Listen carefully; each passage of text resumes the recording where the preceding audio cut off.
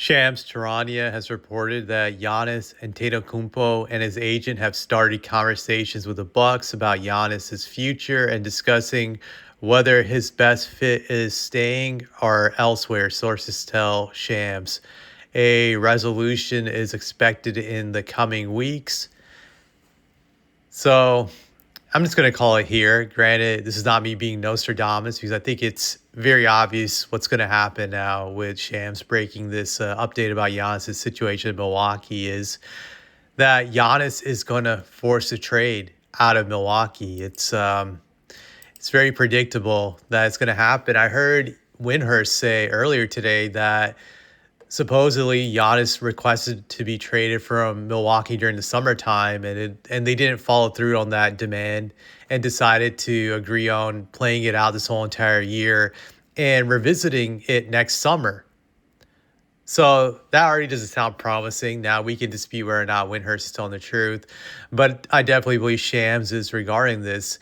So I definitely think Giannis will be leaving Milwaukee very soon, whether it's in the next few months or during the summertime. I don't see him being a Buck for life.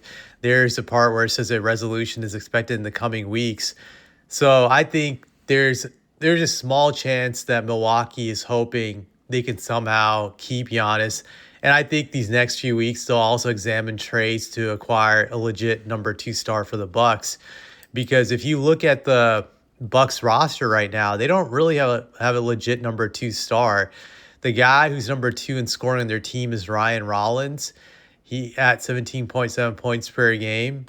He's having a very solid season when you look at his statistics, but to me, he doesn't look like he's a legit second star. He's a very solid player.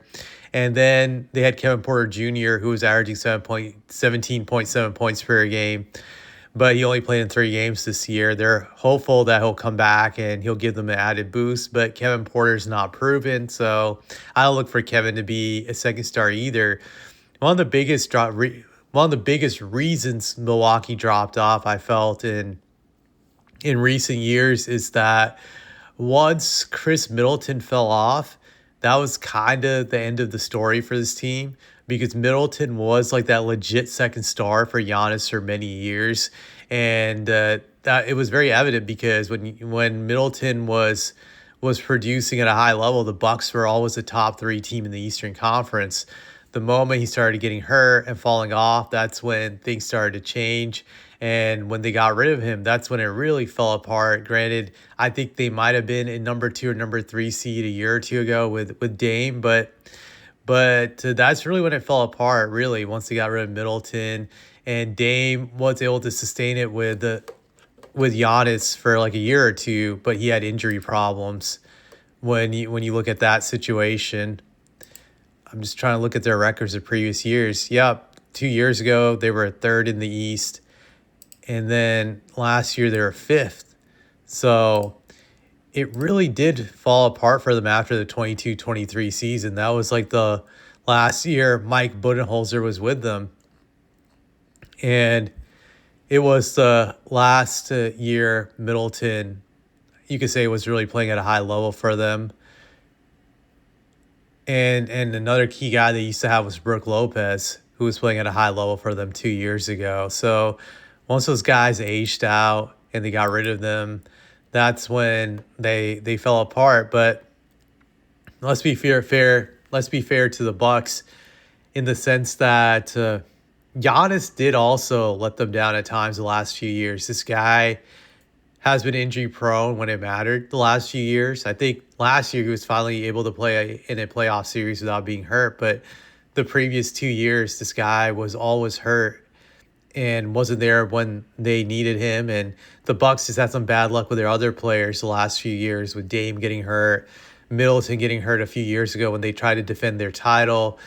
They just had a lot of bad luck. So I think the Bucks did have a good team around him for a while, and things just fell apart due to the other guys aging out, getting hurt, and then making some trades that didn't pan out, such as the Damian Lillard trade, in which Damian Lillard eventually tore his Achilles, so that was a failure. Excuse me. But when you look at this situation, it also teaches you a lesson in the sense that you should never trust these players when they say they want to play for this one organization for the rest of their career. That's usually not the case. That could be how they feel at that moment of time. You take it at a grain of salt, as they would say, because things change once guys start losing their demeanors towards playing for a certain place, just changes completely, and they want out. And I think with Giannis, there's there's a sense of urgency. He's still in his prime, but he's not really that young anymore. He'll be turning 31 in the next 3 days, so he probably has another 4 or 5 years playing at a high level. And maybe he's thinking that the Bucks, for them to turn around, it could take them a few years, and by the time they do it, his prime might be nearly over, or it could be over, depending on his health, knowing how injury prone he is at times. I think that probably factors in too. Now, now when they trade him, because I do suspect they're going to trade him unless they get some second star, which I don't know how they can acquire one with what they have. When they trade him, I wonder where they're going to trade Giannis to. That's my question. Like, will they trade him to the Knicks, for instance, for like Karl Anthony Towns and some other guys? That's a possibility. Will they do a phantom trade with the Lakers where they trade him for garbage and some first round picks?